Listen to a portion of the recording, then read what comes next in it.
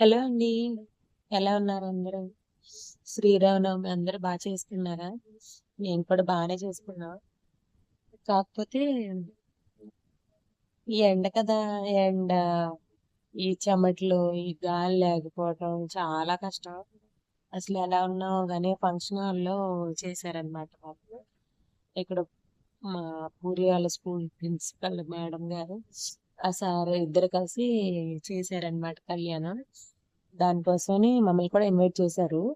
నేను కూడా వచ్చా. అసలు కూర్చోటానికి కూడా ఖాళీ లేదు. అందుకే అలా నుంచొని ఏం చేయాలా అని ఆలోచిస్తున్నాం. నేను, పూరి, మురారి బాబు, చిన్నది మా నలుగురం కలిసి వెళ్ళాం. చిన్నదంటే ఎవరు అనుకోమాకండి, మా అక్క వాళ్ళ పాప. ఆ, నాకు పేరు పెట్టి పిలవటం కంటే చిన్నది చిన్నదాన్నే ఎక్కువ అలవాటు. అయితే అందరికి హారతి ఇస్తున్నారు. ఆవిడ కూడా దగ్గరికి రాలేదు, ఎక్కడో ఉండి హారతి తీసుకొని వెళ్ళిపోవటం. జనాలు మాత్రం కలగళ్ళ ఆడిపోతున్నారు అసలు ఫంక్షన్ హాల్లో. కానీ ఒక్క ఫ్యాన్, మీ ఫ్యాన్లు ఉన్నాయి, ఒక్క ఫ్యాన్ కూడా వేయలేదు, కొంచెం కూడా గాలి లేదు. అంటే ఎలాగో మరి హారతిస్తున్నారు కదా, మళ్ళీ ఇంకెంతకని వేసిండ్రు. నేను అలాగే అనుకున్నాను మరి. అక్కడ పట్టు చీర కట్టుకుని కూర్చుంటున్నారు కదా, ఆవిడే పూరి తల్లి వాళ్ళ సైన్స్ టీచర్ అన్నమాట. అసలు స్కూల్కి వెళ్ళగానే ఎదురుగా ఉంటే చక్కగా మాట్లాడతారు, పలకరిస్తారు, నవ్వుతూ మాట్లాడతారు ఏదైనా. అలా ఎవరైనా మనల్ని వెంటనే స్కూల్లో రిసీవ్ చేసుకునే వాళ్ళు ఉంటే బాగుంటది కదా. ఏదైనా మర్చిపోలేము అలా చేసేవాళ్ళు. ఎవరైనా పట్టించుకోకపోయినా మర్చిపోలేము, మనల్ని పట్టించుకున్నా మర్చిపోలేం కదా. కళ్యాణం వీడియో తీద్దామని ఎంత ట్రై చేసినా జడలో పూలు తప్ప ఏం పడలేదు. ఇదిగోండి వచ్చేసింది మా ఇంటి మహాలక్ష్మి. కలకల్లాడుతూ ఉంది కదా అది కూడా. మా ఇంటి మహాలక్ష్మి ఎలా ఉందో ఒక్కసారి ఒక చిన్న కామెంట్ చేయండి. తన అవుట్ఫిట్ గురించి చెప్తాను. తనది నారాయణపేట శారీస్ అప్పుడు ఒక ట్రెండ్‌లో నడిచాయి కదా, ఆ టైంలో ఒక శారీ తీసుకొని మా అన్నయ్య వాళ్ళ పాపకి, తనకి ఇద్దరికి కుట్టించాననమాట. అయి మా అమ్మగారే కుట్టారు. అన్నయ్య చూసారా, అసలు ఆయన ఎవరో కూడా తెలీదు. ఆయన దగ్గరికెళ్ళిపోయి ఉండిపోయాడు. నేనెక్కడున్నాడని వెతుక్కుంటున్నాను. అమ్మో!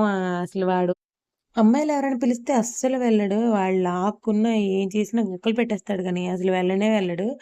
అదే ఒకవేళ తాతయ్యలు, కొంచెం ఏజ్డ్ పర్సన్స్, ఆడవాళ్ళైనా పర్వాలేదు. వాళ్ళైతే అసలు ముందే వాళ్ళు పిలవకపోయినా పరిగెత్తుకుంటూ ఎళ్ళిపోతాడు. వాళ్ళెవ్వరో కూడా తెలియాల్సిన అవసరం లేదు వాడికి. అమ్మో! వాడితో కొంచెం కష్టమే. ఎవరు ఎత్తుకుపోయినా సరే ఏడవడు వాడు. చూడండి పాపం చెమటలు పట్టేసాడు. ఏంటో నవ్వట్లేదు, ఏం లేదు. ఎంతసేపు ఆడిచ్చినా అలా ఉండిపోయాడు. ఊరి తల్లి వాడు ఏమైనా కనిపిస్తదేమోనని చైర్స్ ఎక్కి మరీ ఎగిరెగిరి చూస్తున్నారు. నాకేం కనిపించట్లేదు. వాళ్ళకేం కనిపిస్తది. ఆవిడ మా హౌస్ ఓనర్ అనమాట. ఆవిడ మమ్మల్ని పిలిచారా, ఇంకా చైర్స్ అక్కడున్నాయి రమ్మంటే అక్కడెళ్లి కూర్చున్నాం కాసేపు. ఆవిడ మంచివారే, చాలా మంచివాళ్ళు. కాకపోతే కొంచెం ఎవరైనా ఏమని అనుకుంటారు అని అనుకోరనమాట. ఆవిడ మనసులో ఏదనిపిస్తే అది చెప్పేస్తారు ముందు. అది మనం ఫీల్ అవుతామా, ఏమవుతాం అని కూడా అది ఆలోచించరనమాట. ఒక్కొక్కరిలో ఒక్కొక్క మైనస్ పాయింట్స్ ఉంటాయి కదా. అలా లేకుండా అంత పర్ఫెక్ట్‌గా ఉండేవాళ్ళు ఎవరుంటారు. ఈ ఒక్కసారి దేవుడి దర్శనం దగ్గరగా ఎళ్ళొద్దామని చూస్తే పెద్ద లైనుందనమాట. మా పూరితల్లిని పాపం అందులో ఏసి నొక్కేశారు. అయినా తను కూడా ఎంత ఇబ్బంది పడినా ఖచ్చితంగా దర్శనం చేసుకోవాలన్న ఇదిలోనే ఉంది తను కూడాను. కానీ నేనెత్తుకొని పూరీని నడిపించుకుంటూ, మా చిన్నది అక్కడ ఆగిపోయింది. నేను రాలేనక్క అందులోకని. ఇంకా మేమే నడుచుకుంటూ వెళ్ళాం ఆ లోపలికి. తిరుపతిలో వెంకటేశ్వర స్వామిని చూసినట్టే అనిపిచ్చింది. అంత హ్యాపీ వచ్చింది మళ్ళీ నాకు ఇక్కడ కూడాను. ఏంటి అంత చెమటలో గాలి లేదు. అంత ఇదిలో కూడా అలా కన్నయ్య ఒకడు చక్కగా, కానీ వాడు కూడా అంత అల్లరి చేయలేదసలు, చాలా బాగున్నాడు. ఇలాంటప్పుడు చేయడు గానీ, వాళ్ళ నాన్నగారుంటే చూడాలి వాడి సంగతి. పాపం పూరి చెమటలు పట్టేసింది బాగాను. వాడు వాలిపోయాడు చూడండసలు. నిద్రొచ్చేస్తుందో ఏమో కన్నయ్యకన్నట్టయిపోయాడు. ఇంకా భోజనానికి కూడా వెళ్ళలేదు. ఇక్కడే చాలా టైం అయిపోయింది. అలా నిదానంగా దర్శనం చేసేసుకున్నాము. దర్శనానికెళ్ళటానికే చాలా టైం పట్టేసింది. తర్వాత అక్కడ దర్శనం అయిపోయింది. తాంబూలం తీసుకున్నాము. ఈ కన్నయ్య ఒకడు నేను వీడియో తీస్తానంటే, నేను వీడియో తీస్తానని నా ఫోను కూడా లాగేసుకున్నాడు.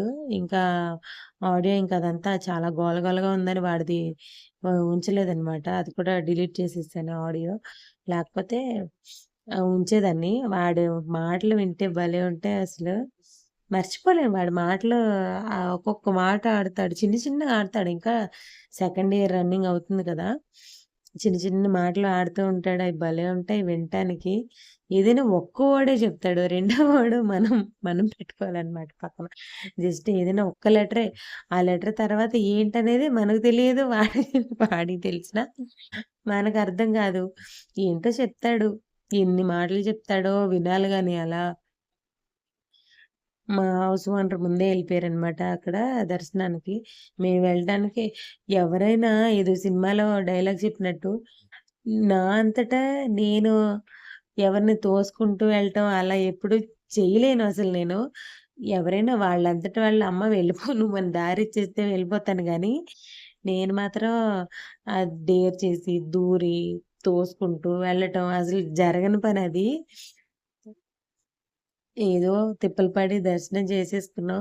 ఊరి తల్లి కొంచెం అక్షింతలిస్తే, అక్షింతలు తీసుకొనొచ్చేసామనమాట. ఇంక నేను కూడా తీసుకోలేదు. ఎలాగో ఒకళ్ళకిస్తే అందరం ఏసుకోవచ్చు కదా! అని. అక్కడి నుంచి వచ్చేసామా, అసలు ఒక ఆవిడ ఎంచక్కా పాటలు పాడుతున్నారో, మనం మనం ఏదైనా ఒక మాట చెప్పాలని జస్ట్ ఒక స్టేజ్ దగ్గరికెళ్ళాలంటేనే చాలా భయపడతాం. చాలా వరకు అందరూ నాకు తెలిసినంత వరకు స్టేజ్ ఫియర్ ఉండేవాళ్ళు 100లో 90% స్టేజ్ ఫియర్ ఉన్నవాళ్ళే కనపడ్డారు నాకు తెలిసినంత వరకు. ఎవరో అక్కడక్కడ ఉంటారు కొంచెం ధైర్యం చేసేవాళ్ళు. అసలంత వయసొచ్చిందా ఆ మామగారు ఆవిడ ఎంచక్కా పాటలు పాడుతున్నారు. ఆవిడని చూస్తే నాకు భలే అనిపించిందనమాట. ఈ కన్నయ్య చూడండి వీడు అల్లరే సరిపోద్ది ఎక్కడికెళ్ళినా. ఇప్పుడే చెప్పాను సైలెంట్‌గా ఉన్నాడు, చక్కగా ఉన్నాడని. ఈలోపే అల్లరి మొదలుపెట్టేసాడు. వచ్చిన వాళ్ళందరూ వాడి బుగ్గలు గిల్లుకుంటూ ఎళ్తారు. పూరి తల్లి నీ డ్రెస్ బావుంది, అది బావుంది, ఇలా ఉన్నావు, అలా ఉన్నావు అని చెప్పుకుంటూ వెళ్ళేవాళ్ళే. మీరు కూడా ఒక్క కామెంట్ చేయండి పూరి తల్లి ఎలా ఉందని. వాడు చూడండి చిన్నదాన్ని కూడా ఆడిచ్చేస్తున్నాడసలు. ఎంతసేపు చాలా బ్రతిమాలాల్సొచ్చింది వాడిని. ఒక పక్క పిల్లలందరికి ఆకలేసేస్తుంది. వాడేమో రాడు. అసల ఆ గాలి ఎక్కడ దొరుకుతదా అని వెతుక్కుంటూ ఉన్నా సరే వాడు రానంటే రానంటాడు. ఎక్కడుంటే అక్కడ కూర్చుండిపోతాడు. అది ఏ ప్లేస్ అయినా వాడికనవసరం అసలు. ఆడల్లరి బావుంటది చూడటానికి. కాకపోతే బాగా విసుగులో ఉన్నప్పుడు మాత్రం చాలా చిరాకొచ్చేస్తది. రారా వినరా మాట వినరా అన్నా సరే ఎంత మనం చెప్పుకోవటం మిగులుతది గానీ వాడు మాత్రం అస్సలు కొంచెం కూడా లెక్క చేయడు. ఇంకేదో తిప్పలు పడి అడిగి బ్రతిమాలి భోజనాల దగ్గరికొచ్చేసామనమాట. ఆ భోజనాలు మంచి ఎండలో ఉన్నాయి. అసలు చక్కగా నార్మల్‌గా ఎప్పుడైనా భోజనాలు బావుంటాయి గానీ, ఈ సమ్మర్‌లో భోజనాలంటేనే భయం అసలు. పాపం చూడండి ఎంత ఎండలో ఉండిపోయారో పిల్లలిద్దరూ అనుకున్నాను నేను కూడాను. పాపం పిల్లలిద్దరూ ఎండలో ఉండిపోయారని, నేనే ఇంక పక్కకెళ్ళిపో అమ్మా అని కొంచెం పంపించేసాను. వాళ్ళ నాన్నగారుంటే మాకంత ఇబ్బంది ఉండేది కాదు గానీ, ఆయనకి వర్క్ ఉండి రాలేకపోయారు. ఆ రాకపోవటం వల్ల మేము ఇబ్బంది పడ్డాం కొంచెం. అయినా చిన్నదుంది కదా! చిన్నదే మాకు చైర్స్ తీసుకురావటం, వాటర్ తీసుకురావటం అన్నీ అదే చేసింది పాపం. అది లేకపోతే చాలా కష్టమయ్యేది నాకు కూడాను.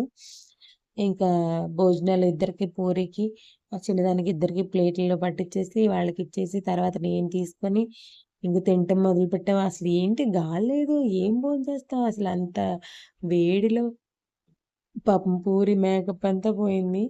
చెమటలు పట్టేసింది వాడు. ఆ స్నాక్స్ అవి తప్ప భోజనం తినలేదు అసలు పాపం. ఆ ఎండ ఏం తింటారు ఎవరైనా. ఇక్కడ ఒక చిన్న ట్విస్ట్ వచ్చిందనమాట. ట్విస్ట్ అంటే ట్విస్ట్ కాదు గానీ నేను డిసప్పాయింట్ అయ్యే విషయం ఒకటి జరిగింది. నా ముందు కూర్చున్నావిడ సేమ్ నేను ఒక శారీ తీసుకున్నాననమాట. సేమ్ అలాంటిదే ఆవిడ కూడా తీసుకున్నారు. అందులో నాకు నచ్చని విషయం ఏంటంటే సేమ్ నేను ఏ బ్లౌజ్ అయితే పేర్ చేయాలనుకున్నానో ఆవిడ సేమ్ అదే తీసుకున్నారు అది కూడాను. నేను వెళ్ళిన షాప్‌కే వెళ్ళుంటారనుకుంటా బహుశా.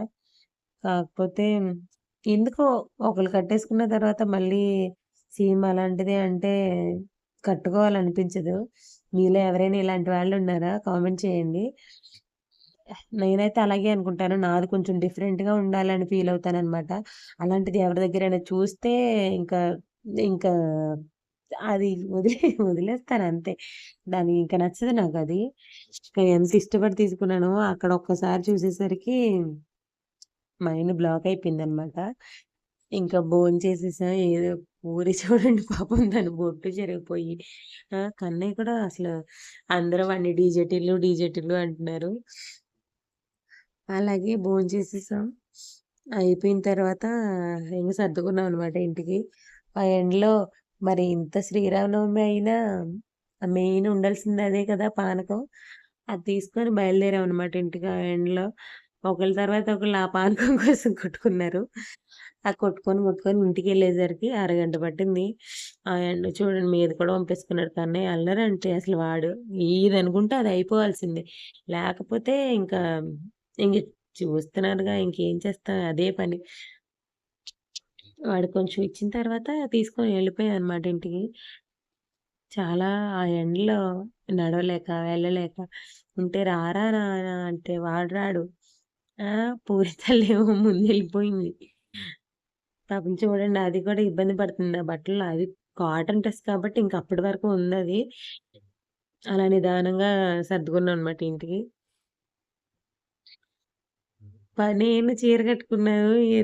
నాకు చీరే పట్టుకోవాలో, కన్నయ్యనే ఎత్తుకోవాలో తెలియలేదు. కొంచెం క్యారీ చేయటం కష్టం అనమాట. అంత పర్ఫెక్ట్‌గా చీరలు కట్టుకొని వెళ్ళాలి అంటే కొంచెం ఇబ్బంది పడతాను నేను కూడాను. ఇలాంటి వాళ్ళు ఇంకెవరైనా ఉంటే కామెంట్ చేయండి.